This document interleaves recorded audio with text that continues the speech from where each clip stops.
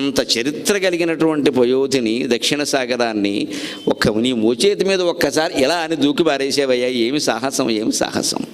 అటువంటి జీవితం నుంచి, హనుమంతుడి జీవితం నుంచి మనం ఏం నేర్చుకోవాలంటే రెండే మాటలండి, కర్తవ్యము, స్మర్తవ్యం.